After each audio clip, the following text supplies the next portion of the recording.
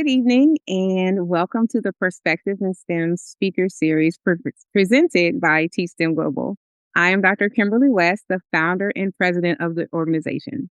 For this evening's program, I am thrilled to have Dear Women in STEM founder Lilian Judy join us this evening to share her experience, her expertise, and her perspective with us. And so I will go ahead and get started by introducing our guest speaker, and I am delighted that you can join us. So, first of all, I want to thank you, Miss Judy, for joining us this evening. And Thank you for having me. yes, I am thrilled, as you can tell, right? As you can probably tell. So I'll go ahead and introduce you. All right.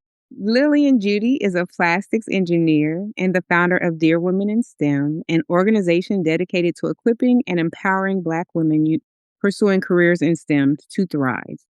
With over 5 years of experience in the life sciences industry, she specializes in single-use technology and cold chain solutions. I have to ask you about that a little bit. I'm sure you'll talk about it though. Lilian blends technical expertise with real-world advocacy, using her platform, podcast, and public speaking to create space, share tools, and build community. Her mission is to ensure Black women in STEM are seen, supported, and empowered to thrive at every stage of their journey. So, Miss Judy, can I call you Lilian? You Welcome. can call me anything. Okay. No, I can't call you anything. I will call you Lilian. No, I want to. Okay. So we'll have some questions here just to get to know you and share your story, share your perspective. And then we'll take it from there and see how the conversation unfolds. So my first question to you is, who is Lilian Judy? So tell us about your background, tell us about your education. Thank you. Thank you for having me. So I will say Lilian Judy is she's an inquisitive woman. So my background is in plastics engineering, but I think innately I've always been someone that's been like I love to learn and I love to know things. And so I'm the type of friend that when I meet someone in person, I'm always asking 1,001 questions because I really want to know who the person is and like what makes you you and what makes you unique. My background, like I said, is in plastics engineering. That's what I studied. I had an interest in like science and tech and math at a very young age. And I eventually kind of dabbled into plastics engineering when I was in college. Mm. And I ended up working as a plastics engineer. I've worked in the elastomer industry. I've also worked in the life science industry as well. And I'm from a big family. I'm originally from Ghana as well. I came here for university and then I eventually stayed and worked and got married and all that fun stuff. So that's kind of like a brief about me speech, if I can say that. Okay, so I have two questions, if that's okay. My Hmm first question is, what part of Ghana are you from?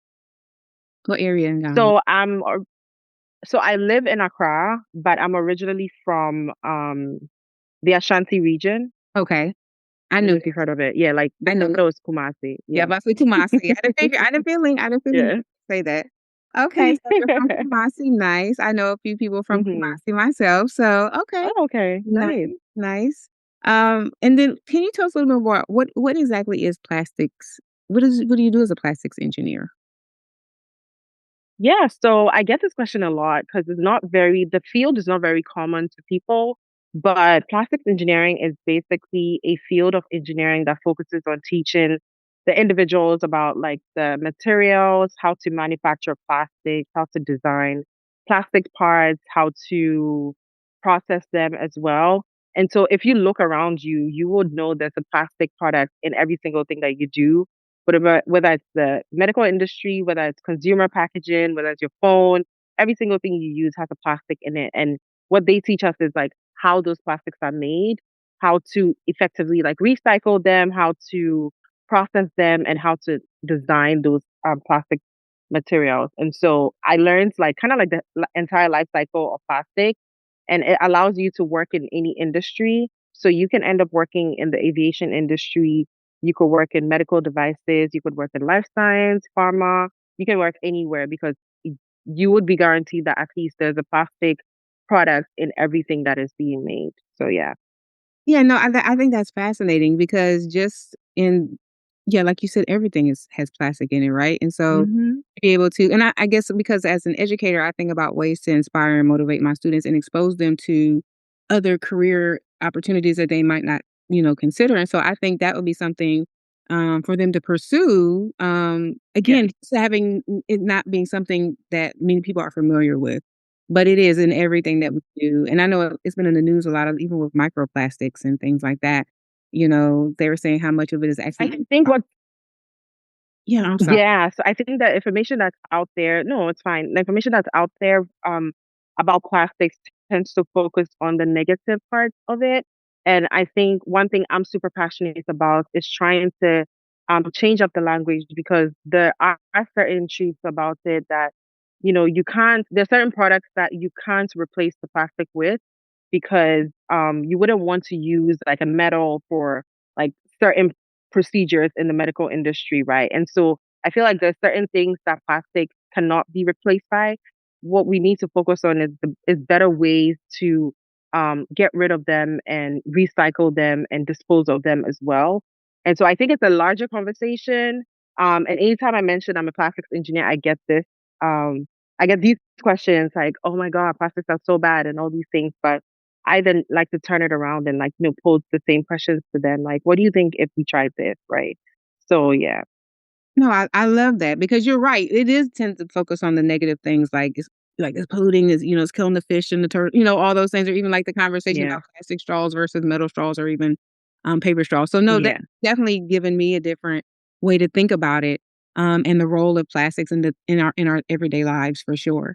So I like that. So I know you've talked a little bit about your work. How did you like what type of educational path did you pursue or um, like, did you always want to be an engineer, for example? So I don't know if I can say I always wanted to be an engineer. I know when I was really young, I wanted to be a lawyer, and then I wanted to be an actress. Okay. But then I think my but I think my parents kind of pushed me in the direction of my strength, and that was math and science. And I think the older I got, the more I realized I was actually really interested in these subjects. And when I got to high school and I was exploring the possible paths I can take, I narrowed it down to two, and it was either actuarial science or um, engineering, chemical engineering. That's what I initially came to school for. And so coming from Ghana, I went with a path that gave me more of a scholarship. And so I ended up starting out with chemical engineering. And I would say I don't have the glamorous or like the regular story that people share. Like I went to college for 4 years and I graduated and started working. My journey is a bit longer. I started with chemical engineering in Florida and I did that for 2 years and I struggled a bit. And so I had to transition to community college. And so that moved me to Massachusetts. So I went to community college for 2 years. I studied engineering sciences. And during that path, I will say that I questioned whether engineering was even the path for me. And so I did want to, kind of leave the field. And because I was like, if I was struggling in Florida, how certain am I that, trying this again is going to be successful? And I ended up, tutoring people. I ended up on the dean's list more than once. So I was like, okay, this is actually something I can do. And then I went ahead and I got my degree in plastics engineering, and I've been working in the industry ever since. And so I like to tell this story because I like to show people that, you know, you can experience failure, but it doesn't need to, that doesn't need to be your story. It's just a means to you turning things around and it becomes part of your story, and it tends to inspire people who may be struggling on their educational journey as well. So I don't say it to say I'm a weaker person or I'm less smart because it took me a longer time, but I say it to let people know that this is possible. This is something you could experience, but then I'm someone that experienced it, and look at me on the other side. I'm doing all these amazing things now. So yeah. Yeah, no, I like that. Because you're right, people seem to think that you're supposed to take this path straight through and everything's gonna be easy and every class is gonna be easy just because you're just so smart, and I think that's good. People do need to understand that there are some bumps in the road. There are some, some things that come along, or even some things that even make us question, like is this what I'm supposed to do? So I think I love that because even, I even had that myself. I didn't go, straight through. I had a few, twists and turns that eventually led me to, and like you, I'm like, here I am now. At this point. So I appreciate you sharing that because people need to hear that and I think too, Yeah. young people need to hear that because young people often think that it's just going to be easy peasy, right? They don't understand, they say, I want to be, a this, but they don't understand the work that comes behind it or that there is some struggle in Yeah. that. I appreciate that because that is something that definitely needs to be communicated more is that it's not always an easy path. It's not always a straight path. Mm. But if that path is for you, you will succeed in it for sure as you have, and I think that needs to be said more And often. Yeah. I just wanted to add something to that. I think for me, that process taught me resilience and it taught me how to be resilient, which has been something that has helped me as a professional as well. Mhm. Like being like, because you would face so many challenges along your journey. And I think being able to be resilient is something that really helps me every single day. So yeah, I just wanted to add that. Yeah, no, I think that's yeah, resiliency for sure. Persevere, keep going, keep going.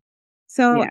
I wanna ask you about Dear Women in STEM. So, can you tell us a little bit about I look at your faces light up when I said Dear Women in STEM, just lit up. Can you tell us a little bit about Dear Women in STEM and what led you to start the organization?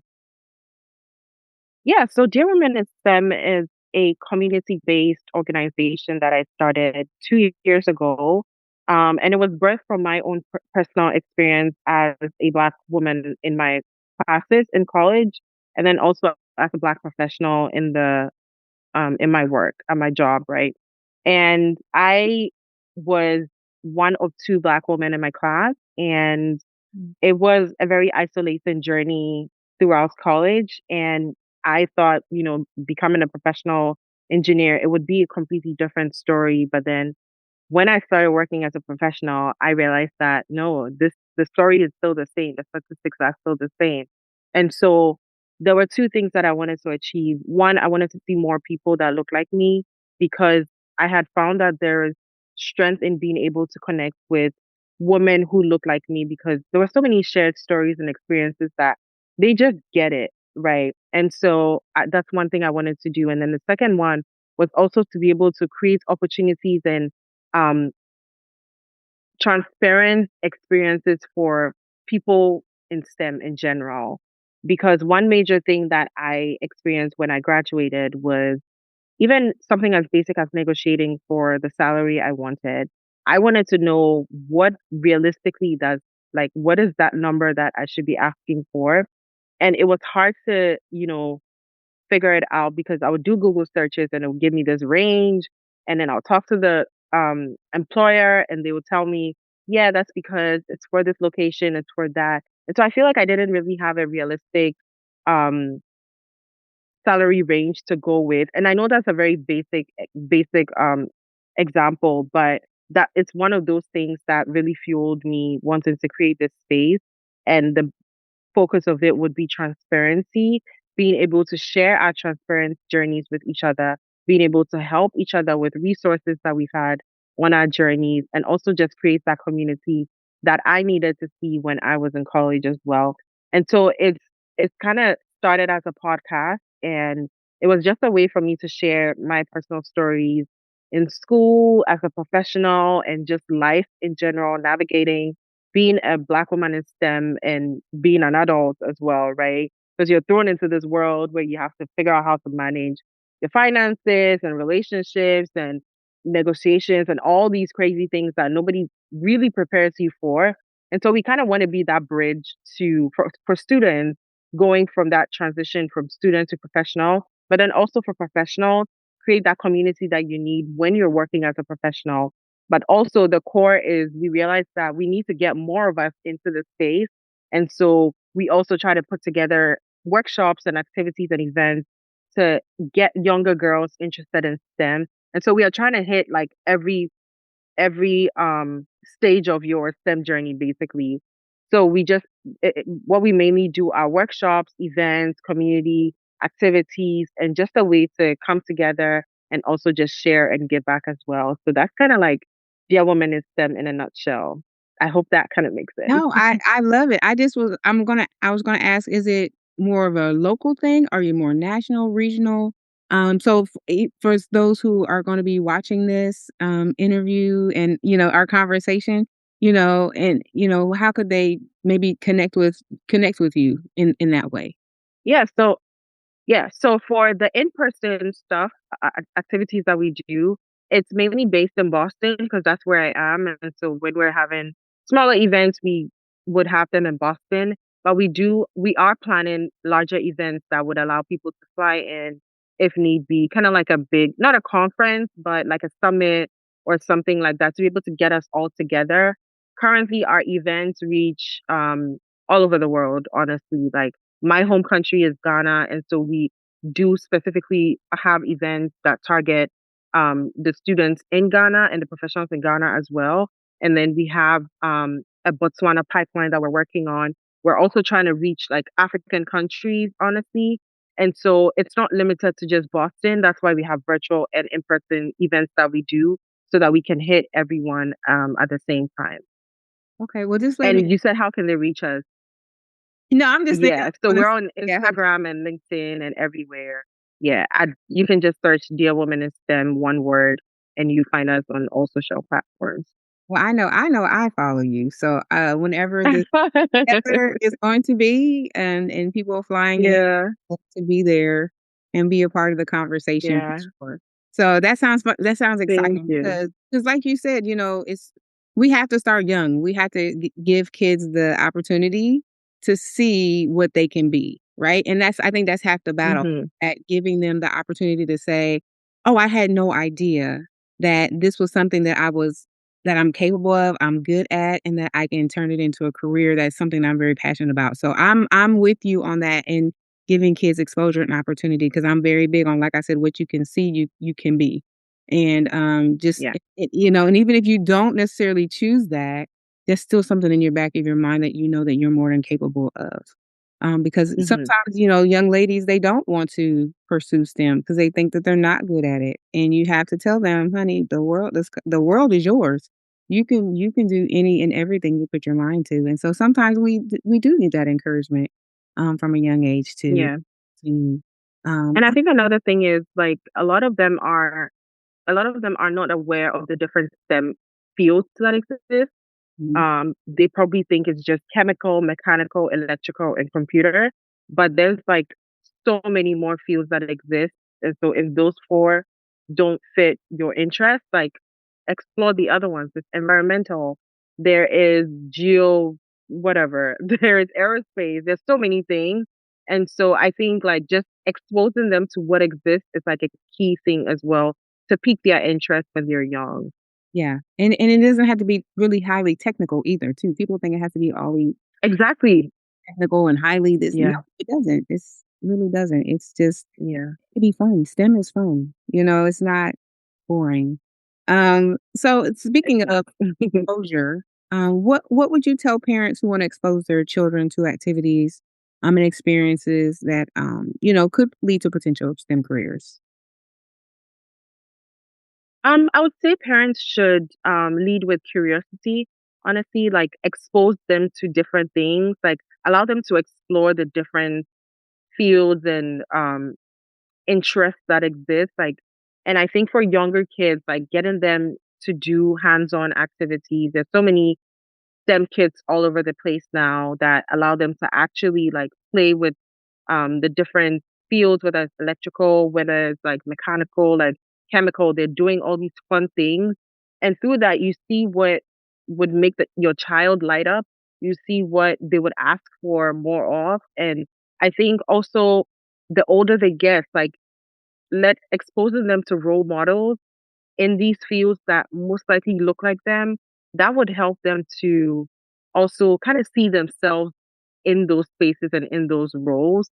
And I think it's a huge task for parents right now because at that young age they are kind of helping shape them and shape their interests and kind of guide them to what they're seeing them, enjoy. And so I would say, yeah, like allow them to be curious and help them to explore different things. Yeah. I love that curiosity. Kids are naturally curious. Yeah. Have to continue They are. to spur that in them. So for educator folks, so folks in the K through 12 or even pre-K education, through 12 education space, what would you say to them? As you know, they are the ones who, are, in the field every day working with students. What could you tell them to, or to inspire them to expose their students to more STEM, and encourage them in STEM fields to pursue those? So there's this professor that I came in contact with, I think it was 2021 or 2022. He randomly reached out to me on Instagram because he was a white professor and his class was full of black students. And so I think during the pandemic, he started this during the pandemic, and his goal was to, just research any black person in STEM for his students to actually see that representation because they didn't have enough around them. And I've spoken with his class about 2 or 3 times, and I will say the level of like um excitement and exposure that those kids got, it really helped push this initiative that this professor was doing, that now it's something he's still doing. It ended up in the news and stuff, and he was giving us the feedback that this is something the students really enjoyed, and he was just trying it out because it was the pandemic. He didn't know what else to do, and he just wanted the kids to, see themselves in other professionals, right? And so I would say help the kids, um um create representation for them, right? Expose them to people who look like them who are working in these fields, because sometimes when you don't see someone who looks like you, it's hard to envision yourself in that role. Like for me, I always saw CEOs as white males, and I never saw it as something a black woman can do until I started seeing more black women in these spaces. I was like, this is something I can do as well, right? And so seeing is believing, and so I think being able to expose them to STEM professionals is one thing. But I would say also being able to help them see that the work they're doing ties into real life stuff. And so that's something that for me, I'm a very practical person. Even at work, when I'm working on a project, I want to know what's the impact. I know I'm just a small piece in the puzzle, and I may not be at the end when the patient is getting the drug, but if I know that my what I'm working on now is going to be used in this way and eventually is going to get to the patient, that brings me so much joy because I want to work with impact, and I want to know that the work I'm doing is very impactful. And so I think being able to teach the students in a way that makes them realize that, okay, you're doing this in this class, and I know it's just calculus, but this is how it can translate in the real world as a STEM professional, right? Or a mathematician or any field that they want to go into. And I think you hit the nail on the head. It's the translating into the career, right? Because you can be in a biology class learning the biology content and information, but what does that look like in the real world or even chemistry? So I think that's maybe a disconnect for sure when we try to, connect education and STEM and kind of intermingle them. We talk a lot about the benefits of STEM education, the, curiosity, the engagement, the working in teams and things like that. But how does it translate to the actual knowledge that you're learning, that content material, the calculus, for example, into something that is a meaningful career that you can pursue. And again, love and Yeah. interest. Um, just one other question I have for you. So I'm very passionate about, again, like you working and engaging with students, younger individuals. What would you say to them to inspire, motivate them to pursue STEM, even consider STEM? Again, they may not have all the answers or even know what to ask, right? But Mhm. what could you say to them to get their minds thinking about, hey, this might be something I'd like to do in the future? Um, I would say they shouldn't be afraid to explore the different fields. And also they don't need to have everything figured out. Mm, I will say that even at like high level engineering managers, I would say, like, they Google stuff. So they are not the pros, right? And that brings me so much satisfaction because there have been times where, like, when I initially started a role or fresh out of college and I'm working as a professional, and I had this so much pressure on myself to know everything. And I had a manager of mine asked me a question. I told him I don't know the answer. And then I asked him and he said, I don't know either. Let's Google it. And the amount of peace I had about that, I was like, oh, so you don't know this too. So we're kind of like on the same level. And so from that day on, I stopped putting so much pressure on myself to be so perfect and have all the answers and be so knowledgeable. And so I would say that they don't need to have everything figured out. Try different things, like figure out what sparks your interest, right? Are you more of a hands-on person? Do you like seeing all these chemical reactions, or do you want to build things? Do you want to work with electrical circuits? Do you just want to solve problems, right?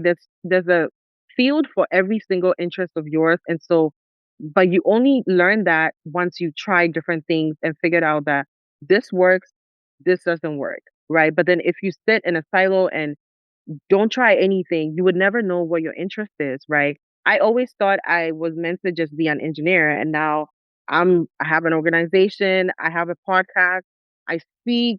I was so shy. I never thought I would ever do anything speaking related, but it started with one day just taking that step and being like, let me try this. It seems interesting. And it then evolves into something else. And so definitely try that. And then I know if you are in maybe high school, don't be scared to do some volunteer activities, like some internships. If you're in college, definitely do internships. Try to shadow people. If your dad knows someone and you're interested in the field, don't be scared to ask, right? Go shadow him for a week and see if you enjoy it. Because for me, I needed to do internships to know what kind of um plastics engineering work I wanted to do when I graduated, right? I worked in a research place. I also worked in consumer packaging, and I knew, okay, the research stuff seems interesting, but I want to do more of the hands-on activities and all that. And so it allowed me to at least know what I don't want, right? But you have to try to know. So that's kind of what I would say. Yeah. I love that. I think I love the most though the asking questions and not being afraid to ask questions. Hmm. Kids are sometimes afraid. They think, oh, I shouldn't. But yeah, you have to ask questions because if you don't, it'll pass you by, right? So Yeah. um, I love everything that you said. I am so looking forward to connecting with you even further, our organizations working together. And I'm excited about the work that you're doing. I love it. And so, Yeah. Lillian, I just want to say thank you for Thank speaking with us you. this evening, for sharing your story, for sharing your perspective, because you have so much to share with this world. And so I'm excited that you were here with us to share it. And so, again, I just want to say thank you. And can you tell those who are watching once again how they can get in contact with you, follow you, so they too can connect with you. Yeah. So I'm on LinkedIn and I'm on Instagram. I'm very active on Instagram. My Instagram name is at engineer underscore Lillian, and it's ENGR. And then Dear Woman in STEM is Dear Woman in STEM everywhere, one full word. And so we post a lot of the things we do on there. We also have a website, dearwomaninstem.com. And so you can reach us anyway. And I always answer my DMs, and I'm always open to mentoring or giving advice or anything of that sort. And so don't be shy. Feel free to ask. Even if you think it's a stupid question, trust me, it's not. So Yeah. yeah, feel free to reach out whenever. Yeah. But thank you for this opportunity as well. I love the work you're doing, and I know there's a purpose for it, and I see that you're also passionate about it. And so just keep going, and I pray that your organization reaches where it needs to go. Yeah. Yes, thank you so much. And so, You're again, welcome. thank you, Lillian. I appreciate you. I appreciate your perspective. And I encourage those of you who are watching to follow Lillian, to follow Dear Women in STEM, get involved, and follow us online at Teach Them Global. We're at teachthemglobal.org. And next time, join us for another episode of Perspectives in STEM. I'm Dr. Kimberly West, and thank you again, Lilian Judy from Dear Women in STEM. Thank you. Yes. Thank you.